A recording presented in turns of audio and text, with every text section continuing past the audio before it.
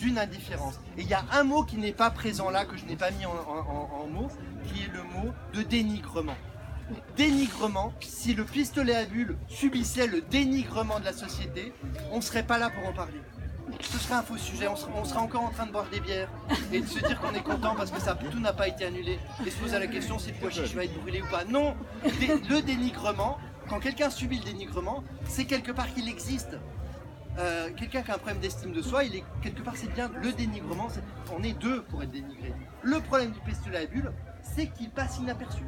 C'est l'indifférence. Et la grande différence entre les dénigrements et l'indifférence, et ben c'est mon combat. C'est cette petite interstice-là qui me pose souci. Parce que le pistolet, lui, est indifférent de notre regard, le vôtre, pas le vôtre, je ne vous accuse pas directement, mais de la société à laquelle on appartient. Alors, une chose, c'est d'asséner des vérités comme ça, je peux le faire avec conviction. Autre chose, et je sais que vous avez besoin d'argumentaire, c'est de savoir pourquoi et de ne pas dire des choses gratuitement. Cette indifférence, très rapidement, elle naît, selon moi, il y a 4 arguments pour qualifier cette indifférence. Premier assez facile à comprendre, c'est avec Crescendo. Pas de page Wikipédia. Le pistolet à bulles, autant surprenant que cela puisse paraître, comme la façon de faire cette phrase, n'a pas de page Wikipédia. N'a pas de page Wikipédia. C'est véridique. Alors il y a des pages en anglais, mais justement on sent qu'il y a un truc qui se trame.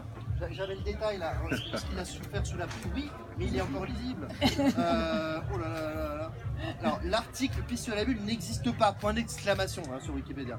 Ensuite, mais on a des alternatives, on a bubble blower, c'est-à-dire en anglais un bubble, des bulles, des souffleurs de bulles. Donc on sent qu'il y a quelque chose qui se trame, c'est-à-dire qu'il y a un non-dit, on appelle souffleur de bulles. Il y a une page sur les souffleurs de bulles, mais pas de page sur les pistolets à bulles. Et ça fait réfléchir.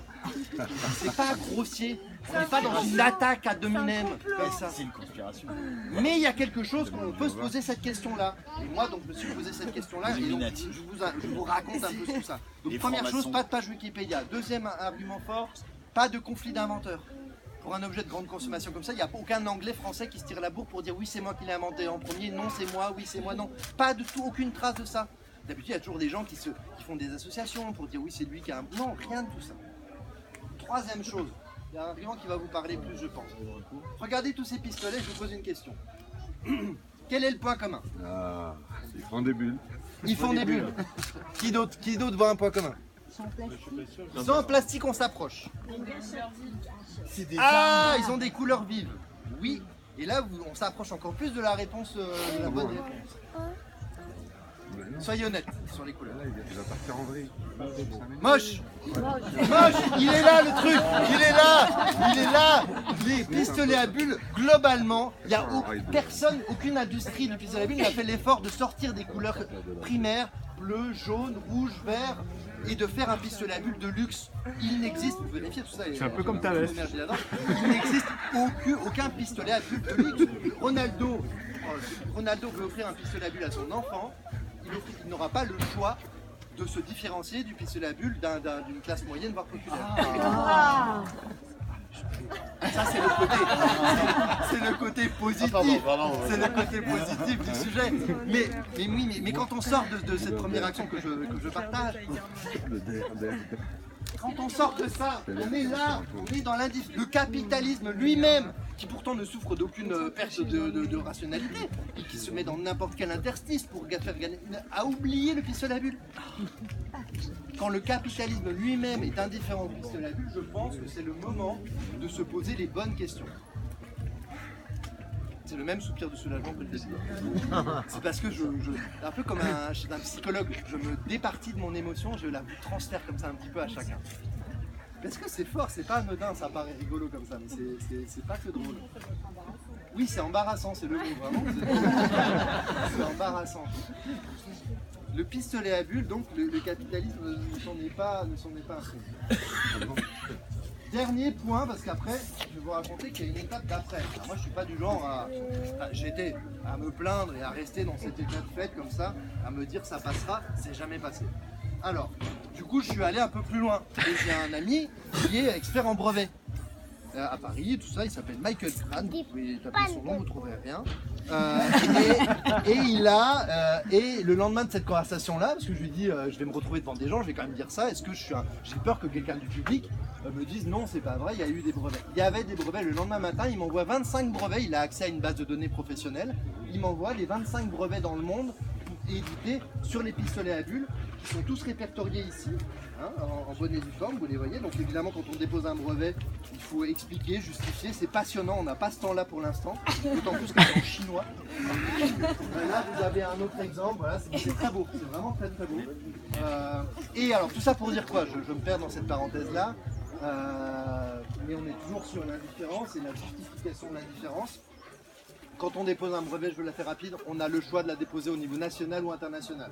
Quand les gens croient en leur projet, en leur entreprise, en leur objet qu'ils ont inventé, ils le déposent, ils le couvrent au niveau international. C'est la base, c'est ce qu'il m'a expliqué. Aucun des 25 brevets de pistolets à bulles n'a été déposé au niveau international.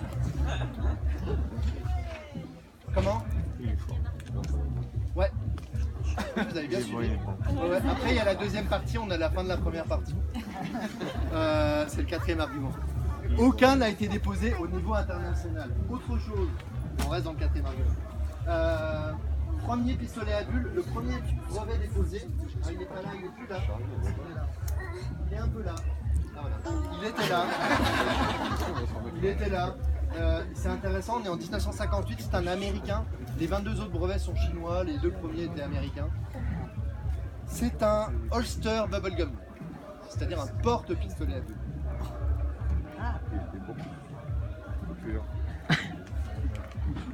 Tout est dit.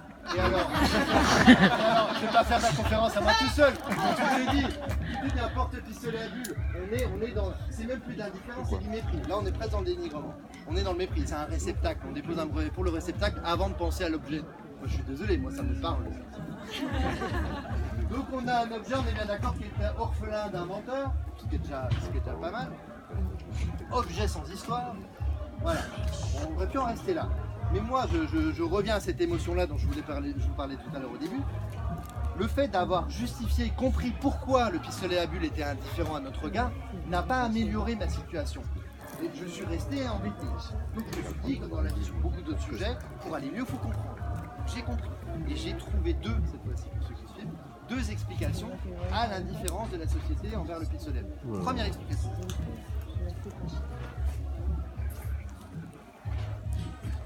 Première explication.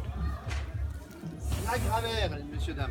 Le prénom. On est au monde avec un nom, avec un prénom. Ça raconte beaucoup de choses.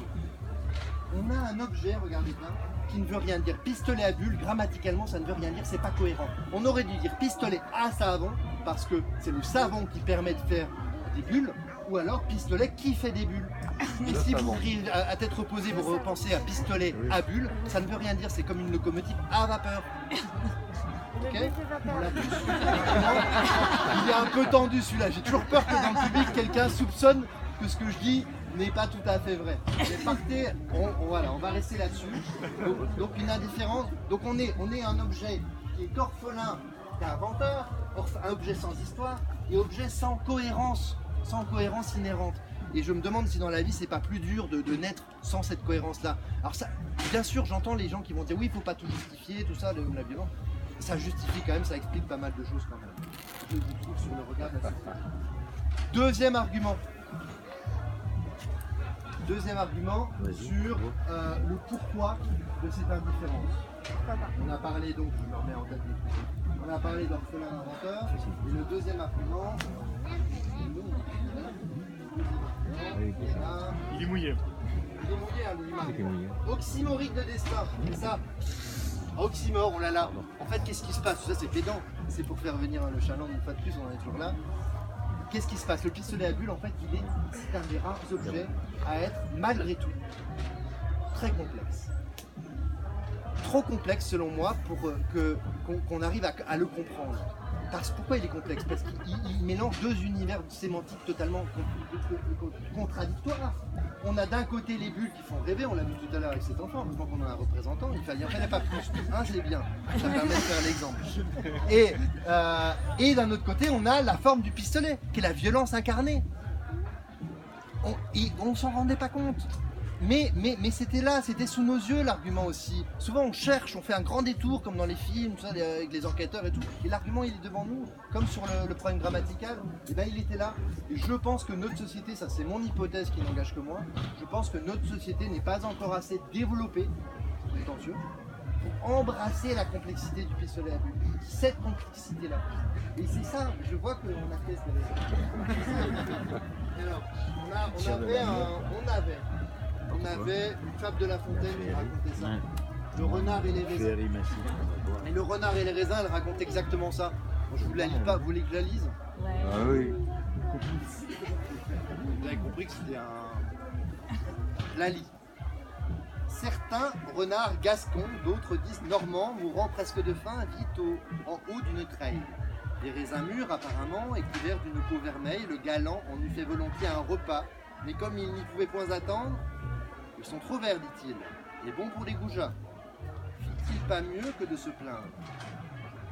Fit-il pas mieux que de se plaindre? On en est là. On en est là. Qu'est-ce qui se passe? Il se passe qu'en fait, quand quelque chose nous échappe, est trop compliqué, mais on le fait sur d'autres sujets de la vie, je vous accuse pas encore une fois de non-aimant, mais on fait une stratégie d'évitement.